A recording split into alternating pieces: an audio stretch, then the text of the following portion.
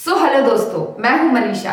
अभी recently India के Reasi district of Jammu and Kashmir में जियोलॉजिकल सर्वे ऑफ इंडिया को 5.9 मिलियन टन का लिथियम डिपॉजिट मिला है, जो कि पूरी दुनिया में 7th लार्जेस्ट है। और दुनिया में सबसे ज्यादा लिथियम डिपॉजिट्स हमें मिलते हैं चिली, अर्जेंटीना और बोलिविया में। लेकिन चाइना दुनिया का सबसे बड़ा लिथियम प्रोड्यूसिंग कंट्री है। तो दोस्तों, क्या हम लोग को लिथियम का डिपॉजिट इंडिया में फर्स्ट टाइम मिला है? बिल्कुल भी नहीं। इससे भी पहले अप्रोक्सीमेटली 16,000 टन तक का लिथियम हमें मंड्या, कर्नाटका में मिल चुका है। लेकिन थोड़ी सी प्रॉब्लम की बात यह है कि उस लिथियम डिपॉजिट का इंडिया में कमर्शियल यूज अभी तक नहीं हुआ है। और यहाँ तक कि गवर्नमेंट ऑफ इंडिया के कई सारे लिथियम एक्सप्लोरेशन प्रोग्राम इंडिया के कुछ लिथियम पोटेंशियल स्टेट्स जैसे कि अरुणाचल प्रदेश, आंध्र प्रदेश, झारखंड, छत्तीसगढ़, राजस्थान और जम्मू कश्मीर जैसे स्टेट्स में अभी भी रन कर रहे हैं। सो दोस्तों, हम लोग लिथियम की तो बात कर रहे हैं, बट ये लिथियम है क्या?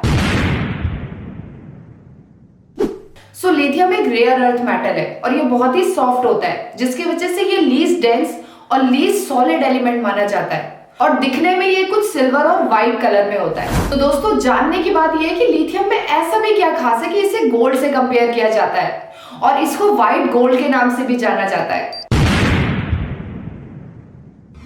तो दोस्तों, पूरी दुनिया में जो आज के टाइम पे मेजर कंसर्न है वो है क्लाइमेट चेंज, जिसमें से वन ऑफ द रीजन माना जाता है कार्बन प्रोड्यूसिंग व्हीकल्स। और लिथियम की हाई एनर्जी स्टोरिंग कैपेसिटी ने कार्बन एमिटिंग व्हीकल्स को रिप्लेस किया है इलेक्ट्रिक व्हीकल से। और दोस्तों, वर्ल्ड बैंक के अकॉर्डिंग 2050 तक लिथियम जैसे क्रिटिकल मेटल की डिमांड 500% तक बढ़ जाएगी। और यहाँ तक कि आने वाले 7 सालों में 2030 तक इलेक्ट्रिक व्हीकल की मार्केट की डिमांड $800 बिलियन तक पहुंच जाएगी। और ये गवर्नमेंट ऑफ इंडिया के national mission on transformative mobility and battery storage programme के चलते, जिसमें 2030 तक carbon emitting private car vehicles को 30% इलेक्ट्रिक व्हीकल्स और 70% कमर्शियल यूज होने वाली व्हीकल्स और 80% टू व्हीलर इलेक्ट्रिक व्हीकल से रिप्लेस कर दिया जाएगा। और ये सब पॉसिबल होगा लिथियम डिपॉजिट्स के प्रॉपर यूज से। तो दोस्तों, लिथियम की इंपॉर्टेंस आप ऐसे भी समझ सकते हैं कि आज के टाइम के आपके फोन पे, लैपटॉप पे, आपके कैमरे पे यूज होने वाली जो बैटरी है, आपके घर की क्लॉक, आपके बच्चों के खेलने वाले टॉयज, यहाँ तक कि स्टील, आयरन और एल्यूमिनियम जैसे मेटल को भी प्रोड्यूस करने के काम आता है। सोलर एनर्जी, विंड व्हील और हमारे जितने भी रिन्यूएबल एनर्जी ट्रांजिशन टेक्नोलॉजीज है, उसमें भी लिथियम का यूज होता है। लेकिन ये लिथियम का डिपॉजिट इंडिया के लिए कैसे इंपॉर्टेंट हो सकता है?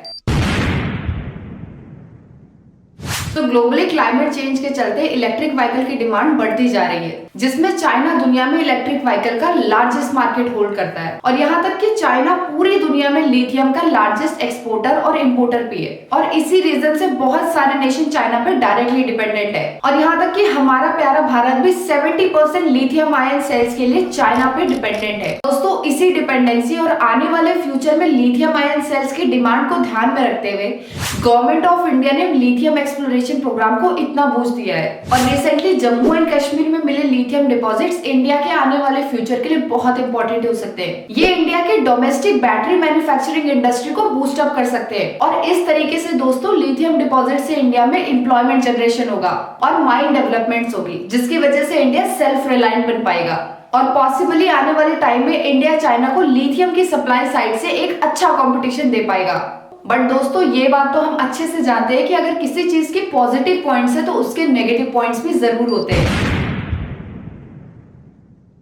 तो दोस्तों, लिथियम के माइनिंग और रिफाइनिंग के दौरान कुछ बहुत ही हार्मफुल वेस्ट निकलते हैं। और ये वेस्ट जो होता है वो ज्यादातर उस एरिया के आसपास के रिवर में डिस्पोज कर दिए जाते हैं, जिसकी वजह से वाटर कंटामिनेट हो जाता है और वो पानी पीने के लायक नहीं रह पाता है। और यहाँ तक कि उस एरिया का जो सॉइल होता है वो भी पोल्यूट हो जाता है। और दोस्तों, लिथियम की माइनिंग एंड रिफाइनिंग के दौरान बहुत ज्यादा अमाउंट में CO2 रिलीज होता है, जो कि एयर पोल्यूशन करता है। और इन रीजंस की वजह से उस एरिया का जो लोकल बायोडाइवर्सिटी और एग्रीकल्चर होता है वो बहुत ज्यादा इंपैक्ट होता है। दोस्तों, हिमालयन रीजन यंग होने की वजह से बहुत ही फ्रेजाइल और इको सेंसिटिव जोन होते हैं, जिसकी वजह से वहां पे किसी भी तरीके का अनप्लान्ड कंस्ट्रक्शन उस एरिया को कमजोर कर सकता है।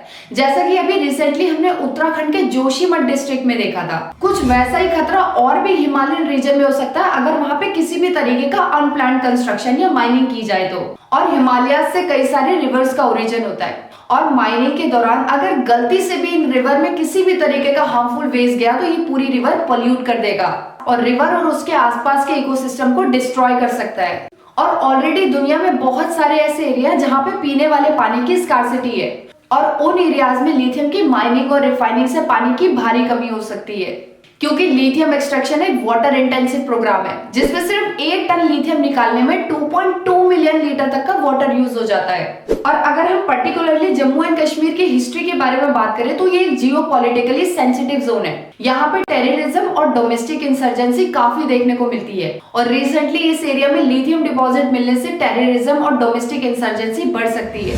लेकिन इंडिया हाथ में हाथ धरे बिल्कुल भी नहीं बैठ सकता है। तो फिर इंडिया के फ्यूचर्स के क्या प्लान है?